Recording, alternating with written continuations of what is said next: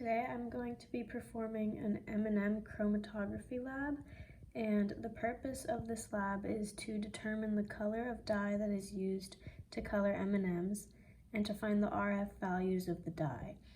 RF values help to determine the polarity of the molecules that are in the dye. Polarity determines the distance that each dye travels on the chromatography paper.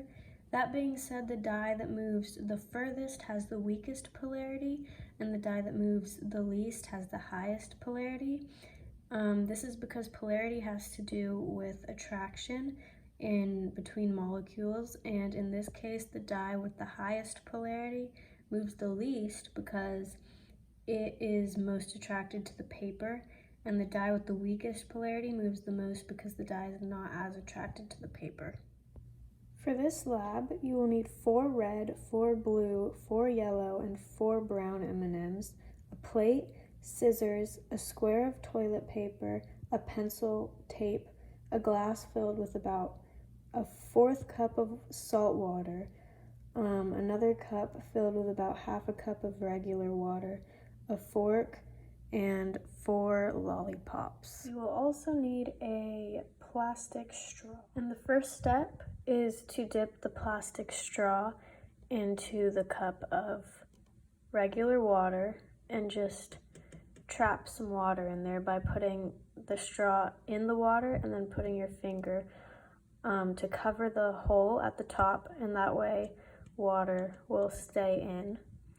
And you will want to just drop a little bit on one of the M&M colors. And then you'll repeat that for all 4 colors so that they all have water on them. So now that water has been placed on the M&Ms, you can start to see the dye coming off of the M&Ms. So once you get to this part, you're gonna want to let the M&Ms sit the way they are for about 3 to 5 minutes to get as much of the dye off of the M&Ms as possible. Once you've let the M&Ms sit for 3 to 5 minutes, you're gonna want to flip the M&Ms over very carefully with your hands to get any dye off of the other side. But you have to make sure to wash your hands really well in between switching over each color to make sure that you don't mix any of the dyes together. And you can see here I've already flipped the brown over, and that's what it should look like after they get flipped over. And then you'll want to let them sit the other way for another 3 to 5 minutes. Once this step is complete, you'll want to take your scissors, and I've already done this, but you want to take the toilet paper square and cut it in half so that it is more easily able to fit into this glass of salt water where we'll be placing it in a second. And you can see I've marked here 4 little dots on the piece of toilet paper, and that's where I'll be placing each color dye later. So once these are done and they've been sitting for 3 to 5 minutes, you can go ahead and remove the M&Ms from the dye because all we need to use is the dye. So now they've been removed, and what we're gonna do next is I have 4 lollipops right here, and I'll be using the end of each one to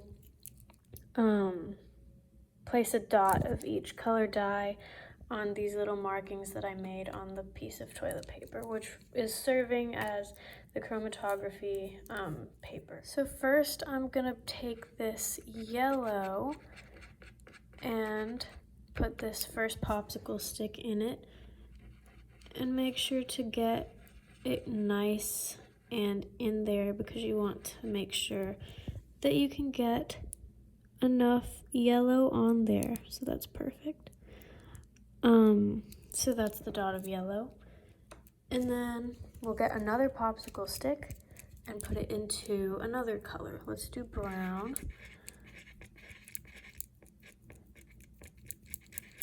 and put it onto the second marking.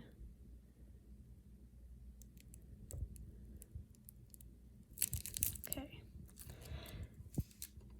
And then another, and you'll just do that for all of them. So once you have all of these on the paper, you'll want to get a tape and your pencil, and you are going to tape this, the paper to the pencil so that it can be placed over the top of this glass. Once you have this step complete, you're going to go ahead and place the pencil down into the salt water and let it rise up until it's about halfway, I'd say. Here you can see the water very slowly rising through the paper, and you can see that the dye is being pulled up by the water and through the paper.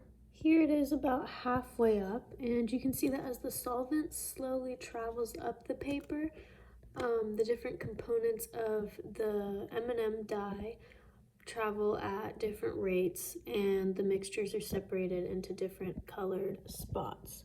So it looks like right now that blue is up higher than any of the other colors, but we'll wait and see if that changes later on. So I've now removed the paper from the salt water, and you can tell from this that the blue dye actually traveled the furthest. Since the blue dye traveled the furthest, that means that the blue dye has the weakest polarity, and it looks like either red or brown has the highest polarity. It looks like they barely moved, and it looks like the red, which is on the far left, traveled the least, but they're really close. So with that being said, after this you would need to find the RF value, and in order to do that you would need to measure the distance that was traveled by the solvent and then the distance traveled by each colored dye, and then you'd put the measurements that you got into the formula RF equals distance traveled by compound over distance traveled by solvent to find the RF value. I had hypothesized that the red and brown would have the highest polarities, and I was correct about that. But I thought that yellow would actually have the weakest polarity.